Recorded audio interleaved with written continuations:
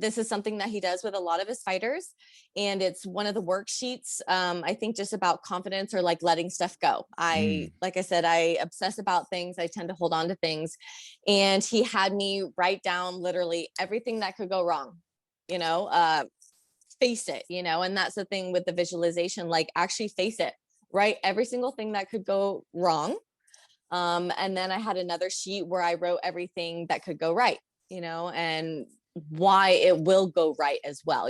Like if I had talked about getting TKO'd or my cardio gassing out, it was like, well, on the other hand, I ran, 3 miles every single day, or I did this and this. So it helped, it showed me the balance of, yes, everything that could go wrong, but at the same time, everything that will go right because of my preparation. And then basically burned the piece of paper with everything that could go wrong. I'd like to give a special shout out to the sponsor of our show, the Makeover Master. I can't say enough good things about them, as they've done a ton to help grow our show and support our mission through their branding and brand strategy help. Honestly, I wouldn't be where I'm at today without them. Here's the deal. If you run a business and you want more awareness, leads, and sales, everyone out there is telling you that their strategy, tool, or tactic is the magic pill that will give it to you fast and easy. But these quick fix solutions don't work for most, because most businesses are either missing the foundations or they're out of order, and the foundations are what make all these online strategies work. Well, I have some awesome news for you. Because of our sponsorship with the Makeover Master, I'm able to give you their $997 foundations course for free. I've been through this course myself, and it is packed with so much value, and it's unlike any other course out there today. You can get through it in less than a few hours, and it will completely transform your perspective on what really matters and why it matters when it comes to having more success with your business online. If you go to the show notes of this episode, our sponsors page, or visit erikallenmedia.com/foundations today, you can get access to the course completely free. And I'm not really sure when this free offer is going to end, so go to erikallenmedia.com/foundations and get your free $997 gift from me to you.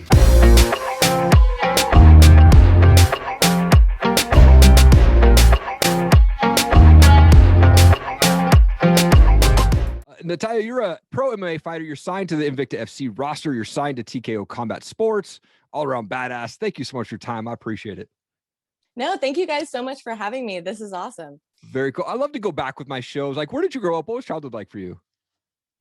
It was pretty interesting. I grew up in SoCal, so like Southern California, pretty much the most south you can get before Mexico.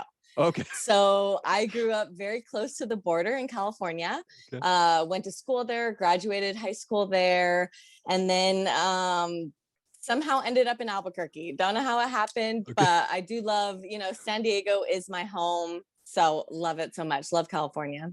Very nice. I'll be heading out to San Diego twice this year, once in July, once in September. So super excited to be down there. It's just so beautiful down there.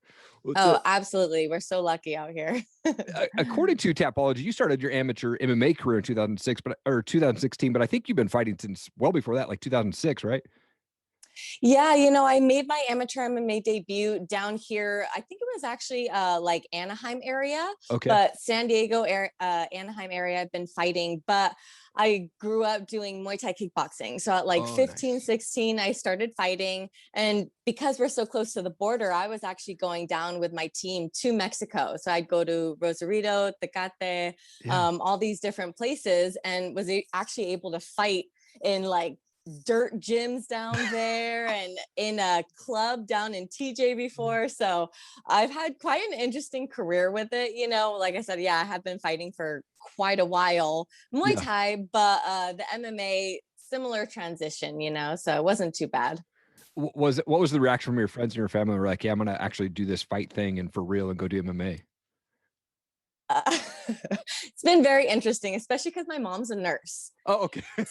So That's awesome. That was a lot for her to accept that, this is what I'm pursuing as my career. Yeah. Both of my parents, a lot of my family members and friends have been used to it because I have been fighting for a while now. Sure. So they've been used to me, showing up with black eyes and bruises, and they kind of just were like, oh, okay, this is cool, not realizing how much I was actually putting into this. And that, one day it was kind of like, hey, this is something I can make a career out of. Why not? I've put this many years into it, put my body through this much damage, might as well kind of go for it. And it was one of those, luckily I didn't have to put all my eggs in this basket. So if nothing comes of it, at least I can say I tried and had these experiences, got to travel, the people I've got to meet. So they kind of were used to it. And the MMA, I had to talk them down. Like, sometimes I can actually tap out of MMA quicker than I can tap out of Muay Thai. Muay Thai, sometimes you're just standing and banging, and that's really a lot of damage to take. MMA, I can save myself if I need to, obviously you don't want to do that, but I tried to talk them down a little bit. Like, yes, it looks gruesome, but it's actually not too bad. And I actually love MMA. I love all the mixed martial arts together. So I think them seeing how passionate I was about it, they kind of really got really into it as well. And everyone's just been so supportive of me, never expected me, the show choir cheerleader, to end up fighting, but I've had so much support. It's actually pretty awesome. Oh, that's amazing. Now, I mean, you made your debut at Invicta FC in July of last year. There wasn't really a crowd at the event. Like, what were you feeling backstage before you walked out to that? And then how was it fighting with no crowd? Oh, it was intense. I was so lucky to actually get a fight during this pandemic, never thought it would actually happen. Was supposed to make my debut of like April of 2019, I think it was April of 2020. And it got pushed. It was right at the start of the pandemic. It got canceled. It was supposed to be in California. California shut down, got delayed somehow. And, was able to get with Invicta and got on one of their first cards during the pandemic. Wow. And it was insane. We were only allowed to have like one cornerman. We were quarantined the entire time. So it was very weird, weight cutting wise. Just very different. I'm a performer. I love being in front of people.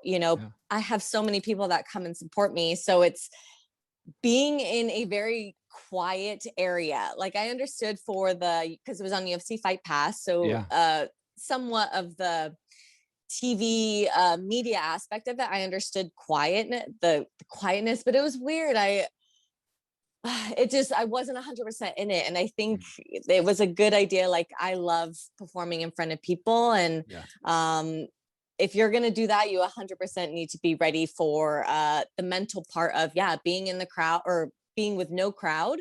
You're hearing that other corner person, and it's just you guys in there. So it's very, very different. Something to get used to. Some people love it.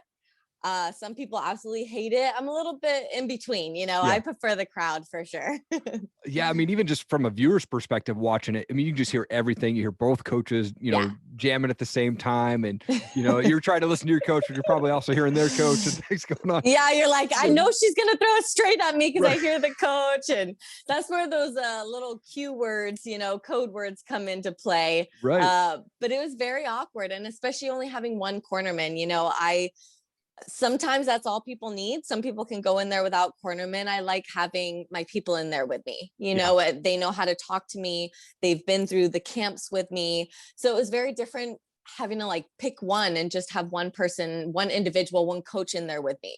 And I think that definitely influenced me as well too, because I love my people. I love having them around me, just that comfort around me for sure. Yeah, I mean, you didn't get the win at the event, but you did awesome. How do you handle those losses? Like, do you want to go back and watch tape or take a break or get right back in the gym? It's really hard to watch tape. I'm one of those, it takes me a minute to watch tape, but I watched it and then I was going crazy. I'm a bit of an obsessive person. So it did, it got in my head. I was like, oh, literally everything we practiced played out in the fight and didn't go my way, Sure. So it was one of those things. I was texting my coach that night and I was like, okay, this is what was going wrong. This is what I need to work on. And I was straight back at it. As soon as I lost by rear naked choke, I was in the Jiu Jitsu gym and I've just been like obsessively doing my grappling. And luckily it was able to show in this last fight. But it was hard, especially because we put so much into this. Mm-hmm. I'm a very passionate person. I'm a bit of a perfectionist. So of course, with it not going my way, especially the big buildup, everyone was watching and supporting and so hyped for it. And then for it to go that way, it was definitely disappointing. And it took me a minute to have to go through that mental, battle of it all. And luckily I actually work with a mental coach. Nice. He works with quite a few fighters, UFC, all these different big promotions. So he helped me through a lot of that. I don't think I would have necessarily been able to handle it on my own, but at the same time, I couldn't go out like that, I guess you could say. So it just kind of lit a fire under me, which I really needed. I think I got a little too comfortable. Yeah, absolutely. I think, and you touched base on the mental coach, and I love that aspect, because I love to kind of ask with fighters, like, how do you prepare for fights on the mental side? You have a mental coach, like what type of things does he walk you through before or after fights? Or she? No, it is a he. Mindset Mike. Shout out to Mindset Mike. Okay. He's awesome. Like I said, he works with he's a wrestling coach, or he was a wrestling coach, works with a ton of fighters. And it's been very interesting. I'm a very visual person. Okay. So doing a ton of visualization routines, all that is very helpful for me. And honestly, just not putting so much into, I should say, not putting too much pressure on my shoulders. This is what I love to do. And that is always kind of like the base of the mental side of it, is like, this is what I love doing, and it sucks. It's so rough. Sometimes it'll break your heart, but at the same time, I am one of the few that can actually handle that. And I've had my losses before. I've come back for them. I've had the injuries before, and I've come back for them. So a lot of it just comes with getting over that, and just kind of building confidence. I think that was a big issue for me too. So having someone in your face, where we were actually doing like worksheets, it was like school, which I actually really enjoyed. I had a notebook and I had to write stuff down. We talked like once a week, just going through different things, our worksheets, different exercises. He would have me do exercises as homework, and that worked really well for me. So I think that made a big difference going into this last fight. And overall, it showed, like I said, with the training as well as the mental side of it. Yeah, that's amazing. I love that. That's mental stuff, man. It's so good. Yeah, it's intense. For sure. You talk about your last fight. You did it. You fought in April. You won via TKO there. And in your post on Instagram, you were like showing this video of you burning some paper. What was that you were burning? Oh, actually, that's awesome. You saw that was actually from my mental coach. Okay. So we didn't do it going into my pro debut, which I'm kind of happy that didn't happen, because it was a really cool experience. Basically, this is something that he does with a lot of his fighters, and it's one of the worksheets. I think just about confidence, or like letting stuff go. Like I said, I obsess about things. I tend to hold on to things, and he had me write down literally everything that could go wrong, face it, and that's the thing with the visualization, like actually face it. Write every single thing that could go wrong. And then I had another sheet where I wrote everything that could go right, and why it will go right as well.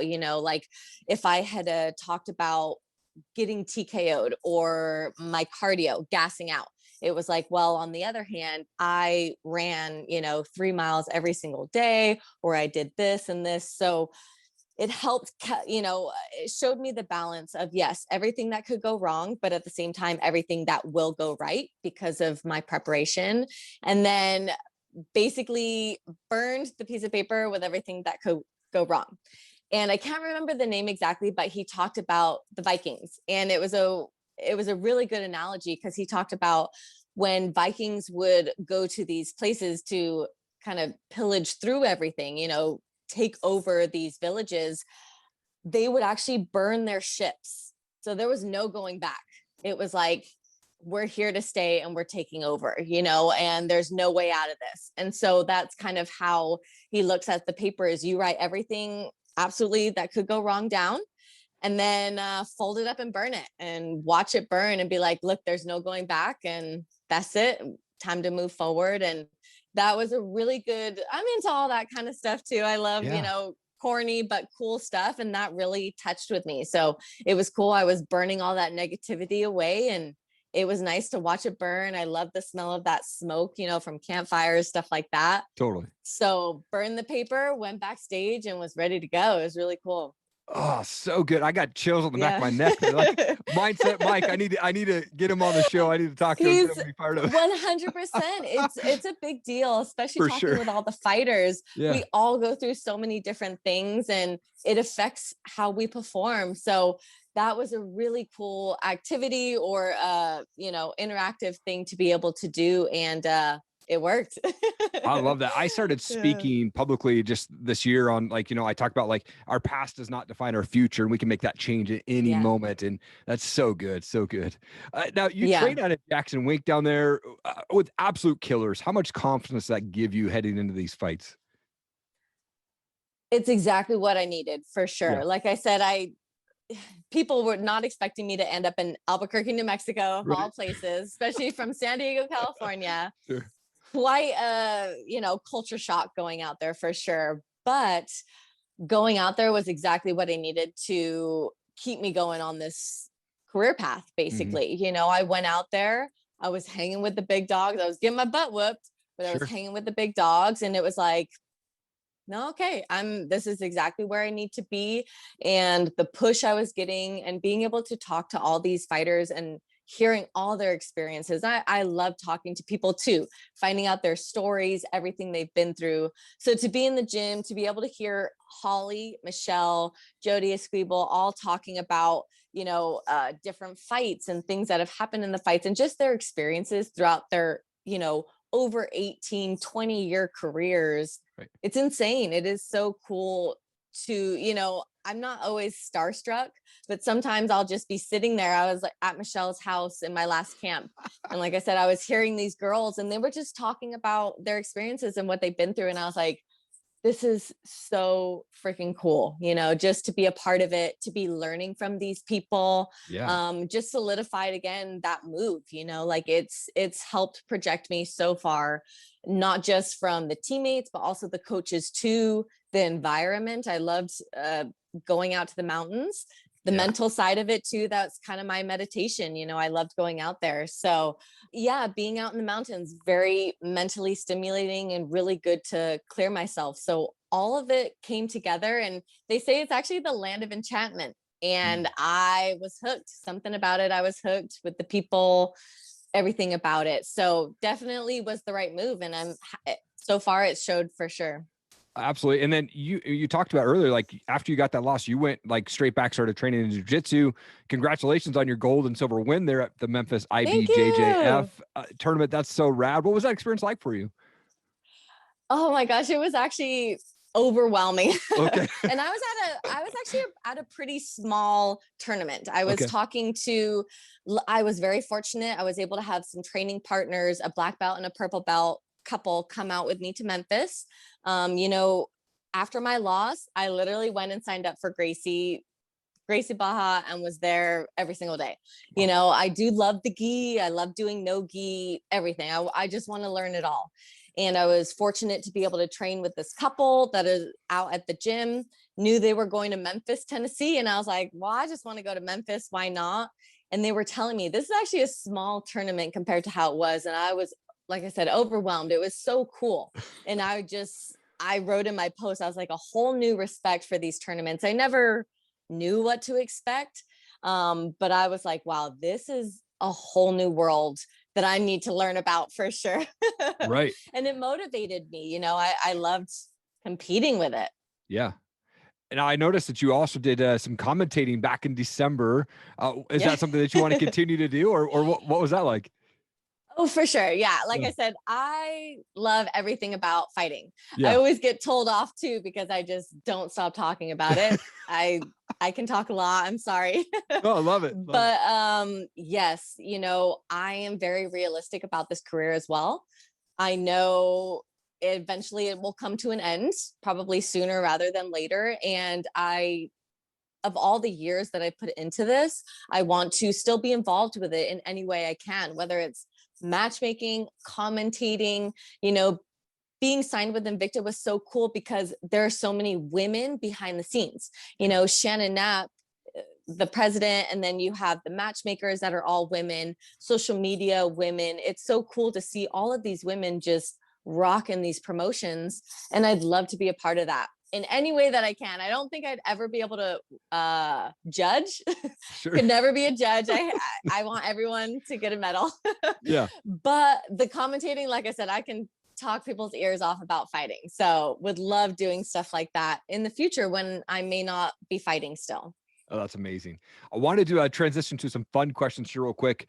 I've got these things called pod decks, essentially just random questions. So I'll pull one out here and hopefully it's not a flop, but we'll see how it goes. Let's see. This one says, what's the worst pickup line you've ever heard or dished out? Oh gosh. Well, that's a good one. I have gotten some very interesting ones. Yeah. I'm sure with social media, it's pretty bad. Oh, sure. Social media can get pretty bad. Yeah, definitely. Totally. But I actually love one pickup line that I actually really, really enjoyed. And it turned out pretty funny too, because it was true. But somebody asked me, they're like, I think it was something like, do you need an inhaler? And I was like, what do you mean? They're like, yeah, because you have that asthma, like asthma. Oh, okay. And I do have asthma. So I was like, oh, actually, I do actually have an inhaler. And so that was kind of pretty funny to talk about. So yeah. So funny. Are you a fan of bare knuckle? Yeah. It's hard. Yes, I am for sure. Okay. Would you ever want to do it? I don't know if I could ever do it. Especially after seeing those women. I don't know if you saw, it was one of the last bare knuckle boxing. I don't know if it was for a belt, but these girls, I think her name was like Taylor Star or something like that. I have her on Instagram. Starling. Yeah. She's been on my show. Starling. Oh my gosh. Oh my gosh. Well, did you see her face after that fight? For sure. So I praise all of those women. Oh, that would be so cool, especially to go watch one live. I'd love to watch some bare knuckle live. Sure. Always a fun question to ask. Who has hit you the hardest? Whether that be in training or in fight, like just you got rocked. You're like, oh my gosh. So it's with the girls. Actually, Michelle, she has kicked me so hard in my mouth before, like straight chin, because I did have some boxing, so sometimes I'll have a bad habit of slipping. Okay. She's a kicker, so I literally slipped into one of her kicks and it stunned me so hard. I was like, thank goodness I have a chin, and knock on wood, because if I didn't have my daddy's big chin, then that would have dropped me for sure. So that was definitely Michelle's kicked me one of the hardest. And honestly, I think actually it's happened only one time that I've literally been stunned. And that was actually sparring with a guy who is a little bit heavier than me. And that's when I was like, maybe I get a little excited. I'll go, with anybody. I don't mind. But it was one of those, I don't even think he realized he had done it so hard, but it was just guys hit heavy, and same thing, just walked straight into something, and I was like, that stunned me for sure, and that was a weird experience. So sure. Well, I love being on this side of the cage, so thank you for what you do. I'll take all the hits, don't worry. Thank you. Last question I love to ask is, I'm a music guy, so what's a favorite type of music for you, or do you have a favorite band that you like to listen to? So I'm actually all over the place. I grew up with music. I played cello for quite a few years. I was in an orchestra. Like I said, definitely I was a little bit of a nerd growing up, and I have such a variety that I love. Growing up, my dad used to listen to so much like old school rock. So I love old school rock. But I also love R&B. Like I grew up with R&B, SoCal, California, so that just touches my soul in a whole different way. Jazz, just so many different things. Anything that has actual instruments in it too, just rocks my world for sure. Love it. So yeah. That's amazing. I wanted to also give you an opportunity and tell you to give a shout out to coaches, teammates, sponsors, anything like that. The cameras are yours. I can never thank people enough for everything that they put into me, the support, just being there for me, from the coaches to my sponsors. My sponsors, HK has just been above and beyond. They've started sponsoring others at my gym just because they are such a genuine company. I absolutely love them so much. You know, they're Brits too, so got to support the Brits and all that. But yeah. HKA, Feed Me, Fight Me, Vale Tudo, they've kind of been there with me from the beginning. It's awesome. I recently actually signed with Sick Chic, and that's been so cool too, because that's gotten me into the Jiu Jitsu side of it. So again, a woman running this company. Yep. So love supporting any of those women companies, and that support law enforcement, first responders, military. That's a big part for me as well. And yeah, everyone at Jackson Wink, you know, Jackson Wink, Gracie, Harry, you know who you are, all of these people that have helped me these hours in and outside the gym, letting me message them, asking questions. You know, Harry St. Ledger, I'll message him at 11 o'clock at night and we'll just send fight videos back and forth to each other. And those little moments, it literally means so much because I know they care, you know, and so having that support, I can never thank anyone enough, you know, for all that. So it just so much. And honestly, just being able to come and do stuff like this, it's so awesome to just share my story a little bit and talk to you guys. And I think it's pretty awesome. So thank you as well. Absolutely. Such an honor to have you on my show. I'm so excited to see you back in the cage. You're an absolute warrior, badass, and just looking forward to seeing you back in there. Thank you again for taking the time. No, thank you guys. And stay tuned. It's going to be a good one. Sweet. Thank you so much for watching the show today. I appreciate it. If you could, please leave a rating and review on our Apple podcast. The link is down below. That helps us get our message out, get the show out, helps us get ranked out there on the Apple podcast. Also, leave a comment below, man. I'd love to know what part of this show made the most impact on you. I respond to every comment on there. And please share this video, whether you're watching on Facebook, Instagram, YouTube. Please share it out. We want to make sure that we impact as many people as we can with the guests that come on my show and highlight those guests and what they've got going on, and they're changing the world. So thank you so much for the time. So appreciate it. Have an awesome day.